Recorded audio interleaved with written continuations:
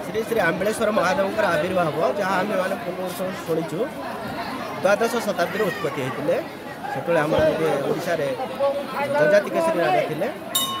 जड़े हड़ुआ हड़ करूँ बाबा उत्पत्ति होता सी से गोटे बरड़ा ताट देटा सी बाबा सेवा अर्चना करते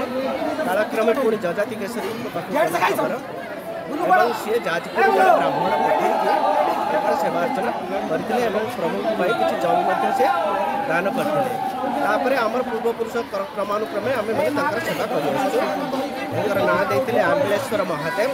और से आंबेलेश्वर महादेव आम मैंने समस्त ये बर्तमान 15-16 घर सेवायत हो गले प्रभुंर प्रत्येक दिन नीति कराए खिचुड़ी भोग कराए सहित सकाल बेला जोटा सकाल पूजा कराए संध्या आरती कराए सकाल आरती कराए विभिन्न रकम शिवंकर जेते जेहेतु आमर यहीटा आखंडमणि रीतिनीति अनुसार चले तेणु आम रीतिनीति अनुसार सेवार्चना करूँ आ विशेष करके जागर बा शिवरात्रि दिन आम मैंने दिन सारा जो भक्त मान दर्शन सरीगला आम्बे 4 प्रहर अभिषेक पूजा ये राति 9टा ठारू मोटामोटी भोर 4टा पर्यंत आम 4 प्रहर महाभिषेक पूजा हुए एवं षोडशोपचार पूजा संपन्न कर सारापर आम भोर महादीप मंदिर आमर जे महावीरजा को सुरक्षा देवाई तले रहिले आखंडमणि ठीक तांकर 2.5 कोश दूरतार रहिले बिलेश्वर बेताली गाँव में आंबिली गाँव रहिले आंबिलेश्वर ये आंबिलेश्वर महादेव होती आग्निक महर्षि साधना पीठ आउ ठीक 2.5 कोश दूरतार रहिले खिलाड़ेश्वर जोटा कि खिलाड़ेश्वर नाम परिचित एवं तांकर ठीक 2.5 कोश दूरतार रहिले सिद्धेश्वर महावीरजा को सुरक्षा देवाई प्रत्येक दूरता ठीक 2.5 कोश मध्यम रही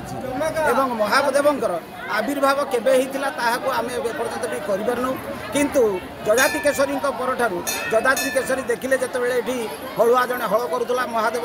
मुंडे फाड़ बाजिला और महादेवर वर्ण ये होती बोलमालिया वर्ण एवं ये महादेव पुरी श्रीक्षेत्र में दक्षिण द्वार जोटि आमर रही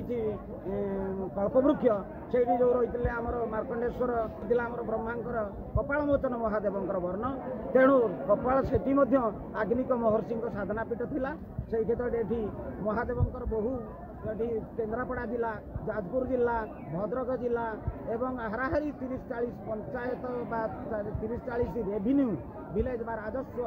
ग्रामर अधिवासी मैंने ये आसती एवं ठाकुर महिमा एमती जे कि ठाकुर पाखक आसीथिबा जो शांति झुरार आसुवा रोगी से प्रत्यक्ष भाव में चलिकी जाइछन्ति ए होछि ठाकुर महत्व एवं बाबा आंबेलेश्वर ये कि स्वयंभू आप देखिए ये शिवलिंग स्वयंभू शिवलिंग ये बहु प्राचीन ये केवेकार से तो आम करूना कि आम पूर्वपुरुष आम जेजे जेजे से कहते ये शिवलिंग ये बहु पुरातन एटी जहाँ मानसिक करती ताहा निश्चित भाव में पूर्ण